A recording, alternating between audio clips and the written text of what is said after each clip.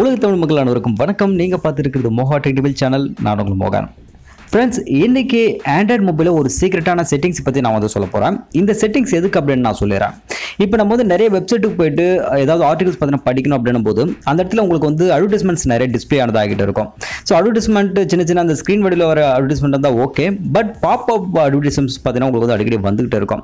இப்படிப்பட்ட நேரத்தில் உங்களுக்கு படிக்கிறது அடிக்கடி டிஸ்டர்ப் பண்ணிட்டே இருக்கிறதுனால அந்த ஆட்ஸை சிம்பிளான ஒரு கோட் மூலமாக நீங்கள் க்ளோஸ் பண்ணலாம். அது எப்படி அப்படிங்கிறத இப்போ நான் சொல்ல போகிறேன். நீங்கள் பாருங்கள், நான் கேஜெட் 360 அடிக்கடி போய் விசிட் பண்ணி பார்ப்பேன். அந்த இடத்துல இது மாதிரி ஸ்க்ரீன் சம்மந்தப்பட்ட ஒரு சில ஆட்ஸ் நம்மளுக்கு டிஸ்பிளே ஆனது. கீழே பார்த்தீங்கன்னா பே 1 now அப்படின்னு சொல்லிட்டு ஒரு சில பாப்அப் அட்வர்டைஸ் மட்டும் நம்மளுக்கு டிஸ்பிளே ஆனது ஆகுது.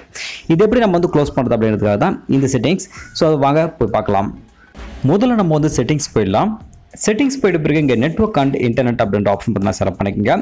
கீழே அட்வான்ஸ் அப்படின்ற அந்த ஆப்ஷன் பார்த்தீங்கன்னா செலக்ட் பண்ணிக்கோங்க. செலக்ட் பண்ணதுக்கப்புறமாக கீழே ப்ரைவேட் டிஎன்எஸ் அப்படின்றது பாருங்கள், அதை செலக்ட் பண்ணிக்கோங்க.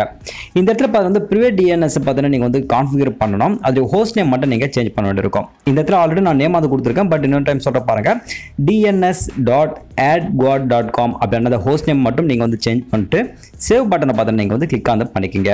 ஸோ adguard.com ஸ்பெல்லிங் பார்த்தீங்கன்னா மிஸ்டேக் பண்ணாதீங்க. ஓகே, கொடுத்ததுக்கப்புறமாக சேவ் பட்டன் பார்த்தீங்கன்னா கிளிக் பண்ணிக்கோங்க. ஓகேங்க, இப்போ நம்ம கம்ப்ளீட் ஆனது பண்ணியாச்சு. இப்போ ஜஸ்ட் அந்த வெப்சைட் போய்ட்டு மறுபடியும் நம்ம விசிட் பண்ணி பார்க்கலாம். ப்ரௌசர் போயிடறேன். ஸோ இது பார்த்தீங்கன்னா ஒரு தடவை நம்ம ரெஃப்ரெஷ் பண்ணுவோம். ஸோ ஏதாவது ஒன்று ஓப்பன் பண்ணலாம். Windows 11 அப்படின்னு சொல்லிட்டு ஓப்பன் பண்ணுறேன். ஓப்பன் பண்ணதுக்கப்புறமா அட்வர்டைஸ்மெண்ட் பாருங்கள். அந்த நேம் மட்டும் டிஸ்பிளே ஆகுதே தவிர எந்த ஒரு அட்வர்டைஸ்மெண்ட்டும் உங்களுக்கு அங்கே டிஸ்பிளே ஆனதாகாது. கீழே வர அந்த பாப்அப் அட்வர்டைஸ்மெண்ட் கூட உங்களுக்கு டிஸ்பிளே ஆனதாகாது. ஸோ நீங்கள் எத்தனை வேணால் கூட ஓப்பன் பண்ணி பாருங்கள். ஸோ இன்னொரு இது கூட ஆர்டிக்கல் கூட ஓப்பன் பண்ணுறேன்.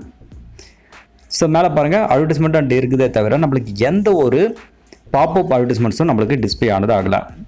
இது மாதிரி சிம்பிளாக பார்த்தீங்கன்னா நீங்கள் இந்த அட்வர்டைஸ்மெண்ட்ஸை வராமல் நீங்கள் பிளாக் பண்ணி வைக்கலாம். அதுக்கான ஒரு சிம்பிளான ஆப்ஷன் தான் இந்த ஹோஸ்ட் நேம் மட்டும் நீங்கள் சேஞ்ச் பண்ணால் போதுமானது. ட்ரை பண்ணி பாருங்கள். இன்னும் நிறைய ஆப்ஷன்ஸ் இருக்குது வெவ்வேறான அட்வர்டைஸ்மெண்ட் பண்ணுறதுக்கு. அதெல்லாம் கூட ட்ரை பண்ணுங்கள். மேபி உங்களுக்கு இது ஒர்க் அவுட் ஆகலை அப்படின்னாக்கா. பட் அது சம்மந்தப்பட்ட வீடியோஸ் ஆல்ரெடி நான் போஸ்ட் பண்ணியிருக்கேன். செக் பண்ணி பாருங்கள்.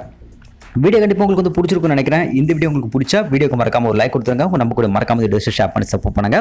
இன்னும் நிறைய டெக் அப்டேட்ஸ் எல்லாம் உங்களுக்கு வேணும்னு நினைச்சீங்கன்னா மறக்காம நம்ம சேனலுக்கு சப்ஸ்கிரைப் பண்ணிக்கோங்க. அடுத்த வீடியோஸ்ல உங்களை நான் சந்திக்கிறேன். அதுவரை உங்களுக்கு நன்றி, வணக்கம்.